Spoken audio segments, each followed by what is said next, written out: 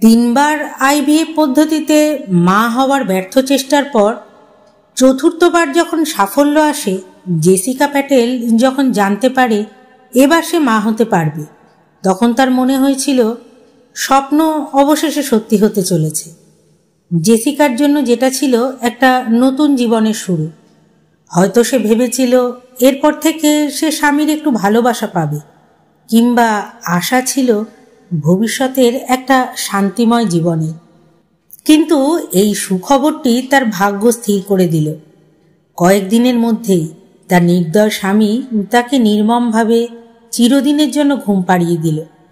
যে একদিন তাকে ভালোবেসে বিয়ে করেছিল, কিন্তু কেন স্বামীর বিকৃত রুচির বলি হতে হয়েছিল জেসিকা প্যাটেলকে? পুরো গল্প শুনতে আমার সঙ্গে ভিডিও শেষ পর্যন্ত থাকুন। নমস্কার বন্ধুরা, আমি শ্রী। আপনাদের সবাইকে আমার চ্যানেলে স্বাগত। আশা করি সবাই সুস্থ আছেন, ভালো আছেন। প্রত্যেকবারের মতো এবারও আপনাদের কাছে অনুরোধ থাকবে, গল্পটি শেষ পর্যন্ত শুনবেন আর অবশ্যই কিন্তু একটা লাইক করবেন। আপনাদের একটা লাইকে আমি অনেক মোটিভেট হই। আর আমার চ্যানেলটি সাবস্ক্রাইব করে আমার পাশে থাকতে কিন্তু ভুলবেন না। তাহলে চলুন দেরি না করে শুরু করি আজকের গল্প। এই কাহিনীর দুটি গুরুত্বপূর্ণ চরিত্র, জেসিকা প্যাটেল আর মিতেশ প্যাটেল। ভারতীয় বংশোদ্ভূত এই দুজনই ব্রিটেনের নাগরিক। ব্রিটেনেরই একটি কলেজে ফার্মেসি পড়ার সময় জেসিকার পরিচয় হয় মিতেশ প্যাটেলের সঙ্গে। জেসিকা মিতেশের মধ্যে খুঁজে পেয়েছিল সেই সব গুণ যা সে তার জীবনসঙ্গীর মধ্যে প্রত্যাশা করত। সেই সময় মিতেশ ছিল জেসিকার জন্য একজন আদর্শ প্রেমিক, ভবিষ্যৎ স্বামী হিসেবেও ছিল আদর্শ।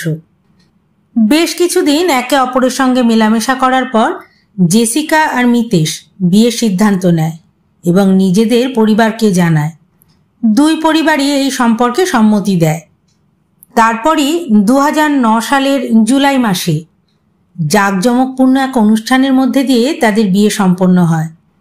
লিডসে জেসিকার পারিবারিক বাড়িতে এই দম্পতির জাঁকজমকপূর্ণ বিয়ে তাদের নতুন জীবনের নিখুঁত সূচনা বলেই মনে হয়েছিল। কিন্তু মিতেশ প্যাটেল তার জীবনের একটা অন্ধকারময় দিক জেসিকা, তার পরিবার, এমনকি তার নিজের পরিবারের কাছেও লুকিয়ে এই বিয়ে করেছিল। 1 বছরের মধ্যেই জেসিকার পরিবার দুজনের সম্পর্কের মধ্যে ফাটল লক্ষ্য করতে শুরু করে। কিন্তু জেসিকা ছিল খুব ধৈর্যশীল আর শান্ত প্রকৃতির। সে তার আর মিতেশের মধ্যেকার কোনো সমস্যার কথাই কাউকে কিচ্ছু বলতো না। বিয়ের কয়েক বছর পর জেসিকা আর মিতেশ তাদের পুরনো বাড়ি ছেড়ে মিডলসব্রোতে একটা বিশাল বাড়ি কিনে শিফট হয়ে যায়। সেখানেই তারা রোমান রোডে একটা বড় ফার্মেসি খোলে। তাদের ফার্মেসির ব্যবসা অচিরেই দারুণ রমরমিয়ে ওঠে, আর সময়ের সাথে সাথে তাদের আয়ও চোখে পড়ার মতোই বাড়তে শুরু করে। এখন তাদের কাছে একটা বড় ব্যবসা আর প্রচুর টাকা থাকা সত্ত্বেও তাদের জীবনে একটা জিনিসের অভাব থেকে গিয়েছিল। বিয়ের অনেক বছর পেরিয়ে গেলেও জেসিকা তখনও মা হতে পারেনি। তখন মিতেশের পরামর্শেই জেসিকা আইভিএফ প্রযুক্তির সাহায্যে মা হওয়ার চেষ্টা শুরু করে। প্রথম 3 বারের চেষ্টায় সাফল্য না এলেও চতুর্থবারের চেষ্টায় সাফল্য আসে।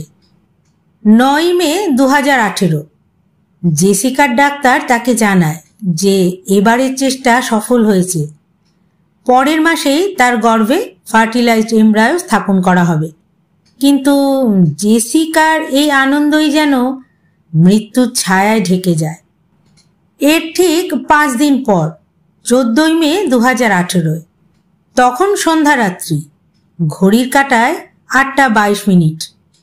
মিতেশ প্যাটেল ব্রিটেনের সি লিভার পুলিশকে 999 নম্বরে ফোন করে। ভয় পাওয়া, ঘাবড়ে যাওয়া কণ্ঠে পুলিশকে জানায় সে ঘণ্টাখানেক আগে বাইরে গিয়েছিল নিজের আর স্ত্রীর খাবার কিনে আনতে আর অফিস থেকে তার ল্যাপটপটা নিতে। কিন্তু বাড়ি ফিরে সে দেখল বাড়িতে চারিদিকে শুধু জিনিসপত্র ছড়ানো ছিটানোই নয়, লিভিং রুমের মেঝেতে তার স্ত্রী বেহুশ হয়ে পড়ে আছে। তার স্ত্রী জেসিকার হাত পা আর মুখ ডাক টেপ দিয়ে শক্ত করে বাঁধা। মিতেশ আরও জানালো, তার স্ত্রীর মুখ ও নাক দিয়ে রক্ত ঝরছে, গলায় আঘাতেরও চিহ্ন। মিতেশ মাত্র 1 ঘন্টার জন্য বাড়ি থেকে বেরিয়েছিল, আর এই অল্প সময়ের মধ্যেই তার স্ত্রী জেসিকার সাথে এত কিছু হয়ে গেছে। জেসিকার হাত পা ইতিমধ্যেই ঠান্ডা হয়ে আসছে। মিতেশের পক্ষেও নিজেকে সামলে রাখাই কঠিন হয়ে পড়েছিল। হেল্পলাইন অপারেটর মিতেশের কথা শুনে তাৎক্ষণিকভাবেই তার ঠিকানা চেয়ে নেয় এবং মিনিট খানেকের মধ্যেই ডাক্তার, অ্যাম্বুলেন্স আর পুলিশকে ইনফর্ম করে দেওয়া হয়। পুলিশ আর অ্যাম্বুলেন্স দ্রুত নির্দেশিত লোকেশনের দিকে ছুটে যায়। অন্যদিকে মিতেশ তখনও ইমার্জেন্সি হেল্পলাইনেই ছিল। অপারেটর লাগাতার তাকে বুঝিয়ে দিচ্ছিল, গাইডলাইন্স দিচ্ছিল কি করতে হবে। অপারেটর মিতেশকে বললেন, জেসিকার মুখের টেপ এখনই খুলে ফেলুন। মিতেশ তৎক্ষণাৎ তাই করল। এরপর অপারেটর জিজ্ঞাসা করলেন, জেসিকার মুখ বা গলায় কোনো আঘাতের চিহ্ন আছে কি, বা তার জ্ঞান আছে কিনা? মিতেশ তখনও আতঙ্ক আর হতাশা মিশিয়ে উত্তর দিল, না, সে কোনো সাড়াই দিচ্ছে না। এই সময় অপারেটর মিতেশকে সান্ত্বনা দিয়ে বললেন, দয়া করে ধৈর্য ধরুন। এরই মধ্যে ইমার্জেন্সি হেল্পলাইনের কল কেটে যাওয়ার আগেই দরজায় পৌঁছে যায় অ্যাম্বুলেন্স, ডাক্তার আর পুলিশের দল। ডাক্তাররা তৎক্ষণাৎ জেসিকার চিকিৎসার পরীক্ষা শুরু করে, আর পুলিশ ঘটনাস্থল পরিদর্শন আর পরীক্ষা নিরীক্ষা শুরু করে। প্রাথমিক পরীক্ষার পর ডাক্তাররা নিশ্চিত করেন জেসিকা আর বেঁচে নেই। মাত্র 34 বছর বয়সেই শেষ হয়ে গেল তার জীবন। এই মৃত্যু সংবাদে জেসিকার বাবা, মা আর পরিবারের সদস্যরা সবাই ছুটে আসেন। তাদের কান্নায় মিতেশের অবস্থা আরও শোচনীয় হয়ে ওঠে। জেসিকার বোন মানিয়া প্যাটেল মিতেশকে সান্ত্বনা দিতে চেষ্টা করেন, কিন্তু মিতেশ তখন সম্পূর্ণ ভেঙে পড়ে। মানিয়ার কাঁধে মাথা রেখে ফুপিয়ে ফুপিয়ে কেঁদে কেঁদে প্রলাপ বকতে থাকে, ও আমায় ছেড়ে চলে গেল, এখন আমি একদম একা হয়ে গেলাম। এদিকে পুলিশ জেসিকার দেহ পোস্টমর্টমের জন্য পাঠিয়ে দেয়। সাথে শুরু হয় জেসিকার খুনি আর ঘরে লুটপাটকারীদের খোঁজ। ক্রাইম সিন পরীক্ষার পর দেখা যায় ঘরের সমস্ত জিনিসপত্র ছড়ানো ছিটানো, মূল্যবান জিনিস ভাঙাচোরা, আলমারি আর ড্রয়ারগুলো খোলা, যেখান থেকে অধিকাংশ জিনিসই উল্টে পাল্টে পড়ে রয়েছে। প্রাথমিক তদন্তে আরও একটা তথ্য বেরিয়ে আসে, জেসিকার আইফোনটি নিখোঁজ। চারপাশের দৃশ্য দেখে স্পষ্টই বোঝা যাচ্ছিল এটি একটি চুরির ঘটনা, কিন্তু কয়েক মিনিট তদন্তের পরই পুলিশের সন্দেহ জাগে, বাড়িতে কি সত্যি চুরি হয়েছে? কিন্তু জোর করে ঘরে ঢোকার তো কোনো চিহ্ন নেই। এই দেখে পুলিশের ধারণা হয় যে এই কাজ করেছে তাকে নিশ্চয়ই জেসিকা চিনত, কারণ অপরাধী খুব সহজেই বাড়িতে ঢুকে পড়েছিল আর কোনো রকম সমস্যা ছাড়াই অদৃশ্য হয়ে গিয়েছিল। যখন পুলিশ মিতেশকে এই বিষয়ে জিজ্ঞাসা করে, মিতেশ জানায়, আমি বাড়িতে ছিলাম। সন্ধে প্রায় 7টার পর জেসিকা ডিউটি থেকে ফেরে।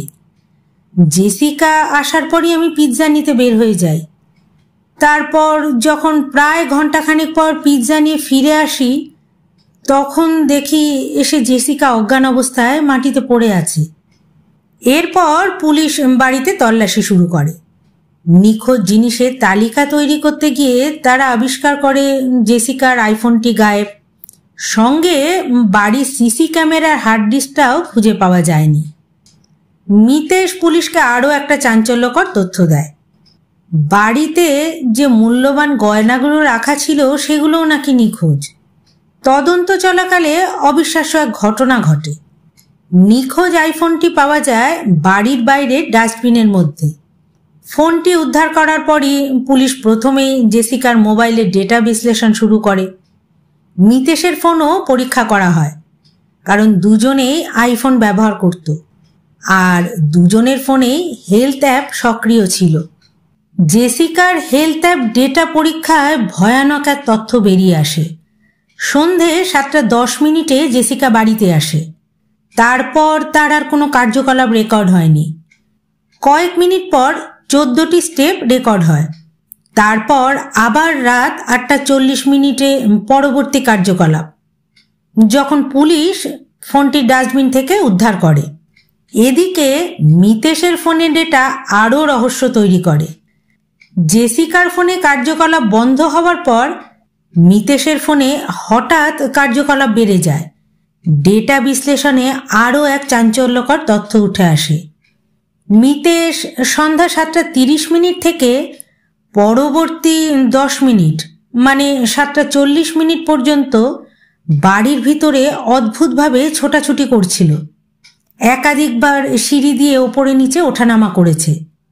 এমার্জেন্সি হেল্পলাইনে কল করার আগে মানে 8:22 আগে বাড়ির উপরের তলায়ও গিয়েছিল। পুলিশের মনে এখন প্রশ্ন জাগে, ইমার্জেন্সি কল করার আগে মিতেশ ওপরে কেন গিয়েছিল? আর মিতেশ বাড়ি থেকে বের হয়েছিল 7:40। তাহলে 7:30 থেকে 7:40 এই 10 মিনিটে আসলে কি ঘটেছিল? জেসিকার মৃত্যুর 3 দিন পর পুলিশ মিতেশকে আবার জেরা করে। এবার পুলিশ বাড়িতে তল্লাশি চালায়। এই তল্লাশির সময় বাড়ির দোতলার একটি ঘরে তারা একটা বড় স্যুটকেস পায়।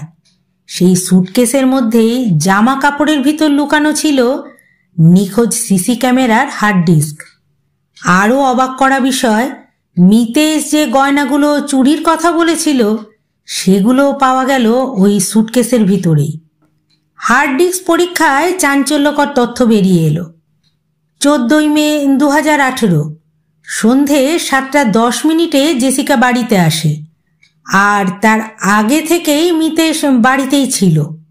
সিসি ক্যামেরার ফুটেজ অনুযায়ী সন্ধে 7:40 মিতেশ বাড়ি থেকে বেরিয়ে পাশেই পিৎজা স্টোরে গিয়েছিল। রাত 8টায় পিৎজা স্টোরের ক্যামেরায় ধরা পড়ে মিতেশ। সেখানে সে পিৎজা কিনছে। রাত 8:20 মিতেশ আবার বাড়িতে ফেরে। এরপর রাত 8:22 সে ইমার্জেন্সি হেল্পলাইন 999 কল করে। মিতেশ পুলিশকে বলেছিল কেউ বাড়িতে ঢুকে লুটপাট করেছে এবং জেসিকাকে হত্যা করেছে। কিন্তু এখন হার্ড ডিস্ক প্রমাণ করছিল যে মিতেশই ছিল শেষ ব্যক্তি যে বাড়িতে মানে ঘটনাস্থলে প্রবেশ করেছিল। মোবাইল ডেটা বিশ্লেষণে আরও তথ্য পাওয়া গিয়েছিল। জেসিকার মৃত্যুর সময় মিতেশ পুরো বাড়িতেই ছোটাছুটি করেছিল। এই সমস্ত প্রমাণ স্পষ্ট ইঙ্গিত দিচ্ছিল বাড়ির ভিতরে থাকা ব্যক্তিটি এই নৃশংস ঘটনাটি ঘটিয়েছিল। পুলিশের কঠোর জেরার মুখে মিতেশ অবশেষে ভয়াবহ সত্যটি স্বীকার করে। তার জবানিতে উঠে এলো নৃশংস এই হত্যাকাণ্ডের বিবরণ। 14 মে সন্ধে 7:10 জেসিকা অফিস থেকে ফিরে বাড়িতে ঢোকা মাত্রই মিতেশ ইনসুলিনের ওভারডোজ জেসিকার শরীরে ইনজেক্ট করে। তারপর তার মুখে প্লাস্টিক ব্যাগ চাপা দেয়। জেসিকা তারপর মাটিতে লুটিয়ে পড়ে। ইনসুলিনের প্রভাবে ধীরে ধীরে জেসিকা জ্ঞান হারাতে থাকে। এরই মধ্যে মিতেশ ডাক্ট টেপ দিয়ে শক্ত করে জেসিকার মুখ নাক বেঁধে ফেলে, যাতে এক ফোঁটা বাতাসও ঢুকতে না পারে। প্রায় 20 মিনিট নির্মম যন্ত্রণার পর জেসিকার শ্বাস প্রশ্বাস বন্ধ হয়ে যায়। মৃত্যু নিশ্চিত হতেই মিতেশ জেসিকার হাত পা দড়ি দিয়ে বাঁধে। তারপর পুরো শরীর ডাক্ট টেপে মুড়ে ফেলে। ঘরের জিনিসপত্র ছড়িয়ে ছিটিয়ে লুটপাটের নাটক সাজায়। জেসিকার আইফোনটা বাইরের ডাস্টবিনে ফেলে দেয়। তারপর সে অত্যন্ত শান্তভাবে বাইরে গিয়ে পিৎজা কিনতে যায়। প্রায় 8:20 সে বাড়ি ফিরে সোজা ওপরের তলায় চলে যায়। হঠাৎ তার মনে পড়ে সিসি ক্যামেরার হার্ড ডিস্ক লুকোনোর কথা সে তো ভুলেই গেছে। স্যুটকেসে জামা কাপড়ের নিচে হার্ড ডিস্কটি লুকিয়ে ফেলার পর মিতেশ ইমার্জেন্সি হেল্পলাইন 999 ফোন করে। এই ভয়াবহ স্বীকারোক্তির পর পুলিশ হত্যার আসল কারণ খুঁজে বের করার চেষ্টা করে এবং যে সত্য সামনে আসে তা সবাইকে অবাক করে দেয়।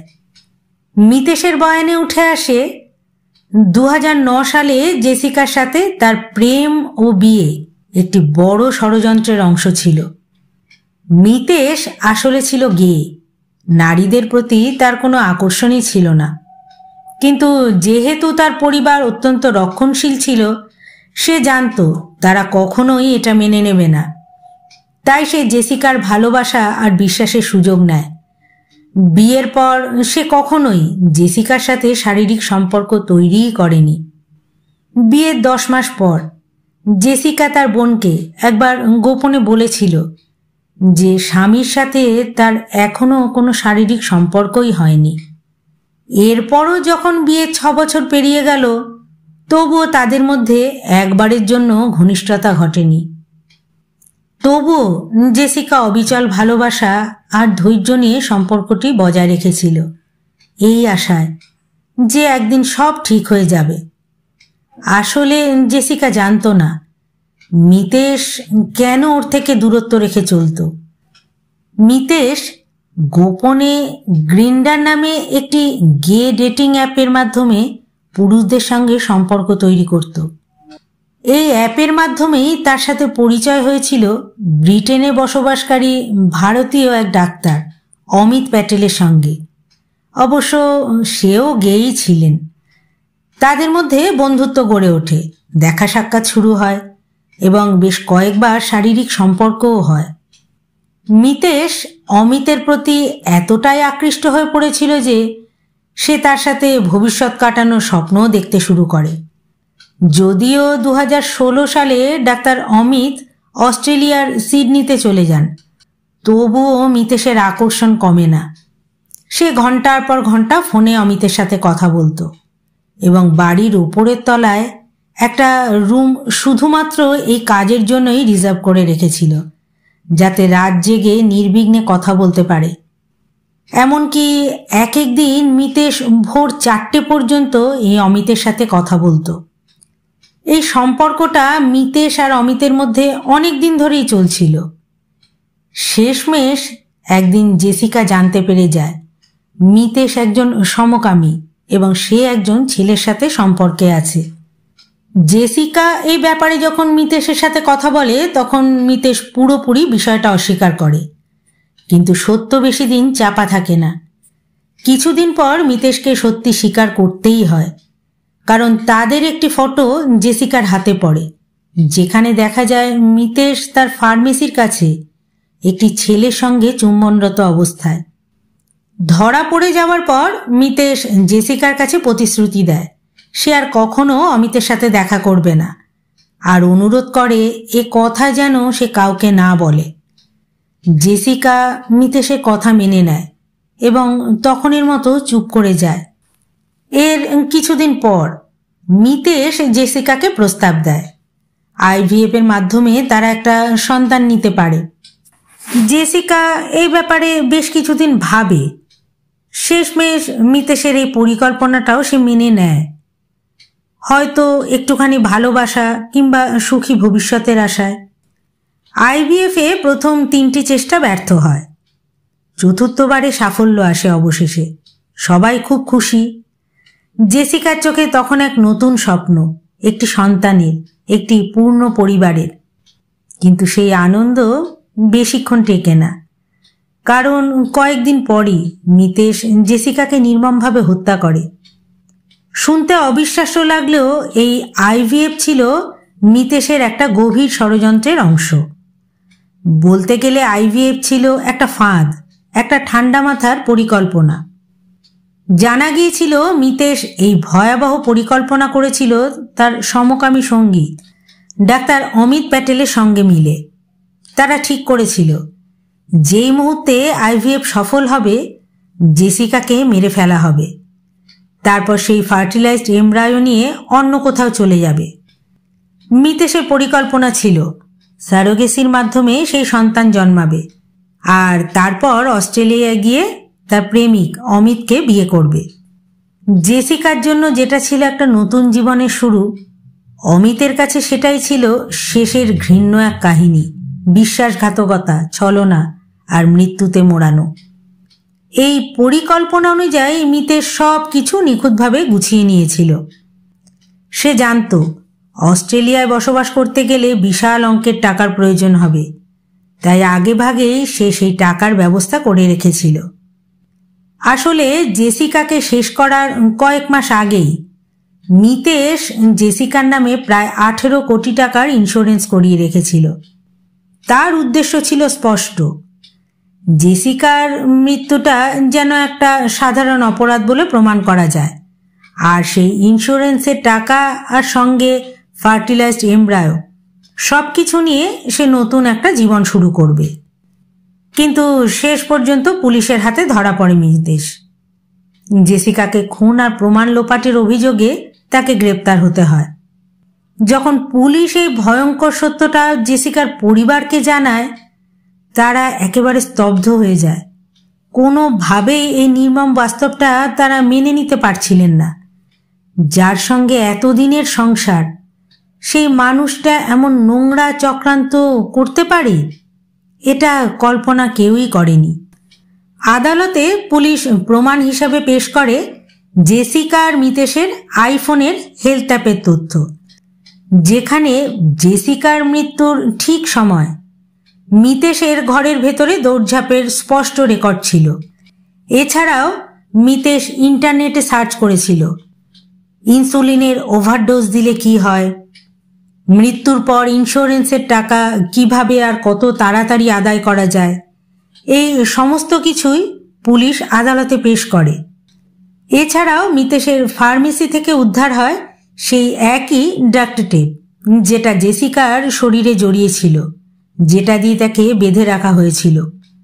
আর পাওয়া যায় ইনসুলিনের ওভারডোজ দেওয়া হয়েছিল যে ইঞ্জেকশন, সেই সিরিঞ্জটিও। এরপর এই মামলার শুনানি শুরু হয়। আদালতে চলতে থাকে প্রমাণ, জেরা আর একের পর এক চমকপ্রদ তথ্যের প্রকাশ। শেষমেশ ঘটনার প্রায় 6 মাস পর ডিসেম্বর 2018 মিতেশ প্যাটেলের অপরাধ প্রমাণিত হয়। তার বিরুদ্ধে জেসিকা প্যাটেলকে খুনের অভিযোগে বিচারক তাকে আজীবন কারাদণ্ড দেয়, যার মধ্যে অন্তত 30 বছর তাকে জেলেই কাটাতে হবে, মুক্তির কোনো সম্ভাবনা ছাড়াই। একটি প্রেমের মুখোশের আড়ালে লুকিয়েছিল লোভ, বিশ্বাসঘাতকতা আর একটা নৃশংসতার রূপ। বর্তমানে মিতেশ প্যাটেল কারাগারেই বন্দী, নিজের কৃতকর্মের শাস্তি ভোগ করছে। আর তার সমকামী সঙ্গী ডাক্তার অমিত প্যাটেল, যার সঙ্গে মিলে এই নির্মম ষড়যন্ত্রের পরিকল্পনা করা হয়েছিল বলে সন্দেহ ছিল, তিনি আদালত থেকে বেকসুর খালাস পেয়ে যান। ডাক্তার অমিত প্যাটেলের বিরুদ্ধে কোনো অভিযোগ প্রমাণ করা যায়নি। এই ঘটনাটি আপনাদের সামনে তুলে ধরার উদ্দেশ্য আপনাদের সচেতন করা, সতর্ক করা।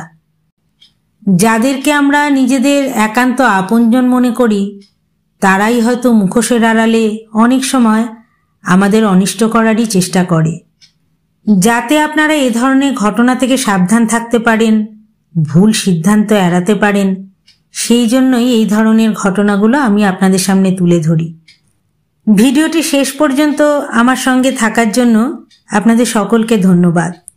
এবং শেষে আপনাদের সবাইকে আবার অনুরোধ করব, আমার উপস্থাপনা যদি আপনাদের ভালো লেগে থাকে তাহলে অবশ্যই কিন্তু লাইক করবেন, শেয়ার করবেন আর আমার চ্যানেলটি সাবস্ক্রাইব করে আমায় সহযোগিতা করবেন।